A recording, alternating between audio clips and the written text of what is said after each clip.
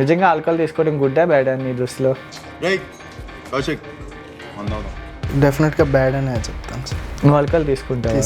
30 ml vodka, 30 ml రమ్ము, 30 ml whisky అనేది ఒక standard drink. మనం ఆల్కహాల్ ఎప్పుడు ఎంటీ స్టమక్లో తీసుకోకూడదు. కొంతమంది హాఫ్ వేసి అట్లా పడిపోతారు, వాళ్ళ పరిస్థితి సార్. ఇట్లా బింజ్ డ్రింక్ ఆల్కహాల్లో ఏమవుతుందంటే ఈజీగా వాళ్ళకి ప్యాంక్రైటిస్ వచ్చే ఛాన్సెస్ ఉంటుంది. ఆ ప్యాంక్రైటిస్ అనేది చాలా డేంజర్.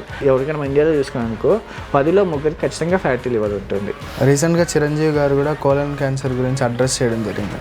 కొలనోస్కోప్ చేయించుకోవాలి. కోలన్ క్యాన్సర్ అనేది చాలా కామన్గా వస్తుంది. మనం ఏం చేస్తామంటే కొలనోస్కోపీ అంటే గొట్టం పరీక్ష అంటాము. ఒక పెద్ద పైపు కింద యానస్లో నుంచి లోపలికి పెట్టి వాళ్ళ స్టూల్ని మనము తెలియకుండా ట్యాబ్లెట్స్ రూపంలో అయినా ఎండోస్కోపీ రూపంలో అయినా చిన్న పేగుల్లో వేయడము. ఇది ఉందా సార్ నిజంగా? Already approved. నిజంగా biryani ideal food?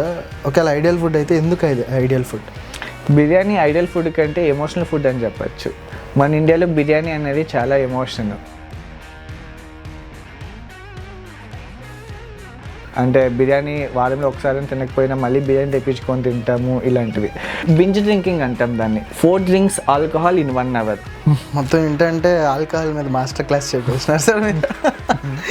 Pharma side కానీ సైంటిఫిక్గా ఇంత అడ్వాన్స్డ్ అయినా ప్యాన్క్రియాస్కి ఇంకా ట్రీట్మెంట్ లేదంటే నాకు షాకింగ్గా ఉంది సార్. అంటే స్టడీస్ జరుగుతున్నాయి, మల్టీ ఆర్గన్ డ్యామేజ్ వల్ల దీనికే తగ్గుతుంది దీనికి తగ్గదు అని ఇంకా జరగడం లేదు. నైట్ యాక్టివేట్ అయిపోతాడు మావాడు. అంటే నైట్ 10 అయిందంటే మనవాడికి అలారం వచ్చేస్తుంది, ఆ వర్క్ మోడ్ యాక్టివ్ అయిపోవాలని. సో అప్పటి నుంచి ఒక 2 hours వర్క్ చేసి స్విగ్గీ ఓపెన్ చేస్తాడు.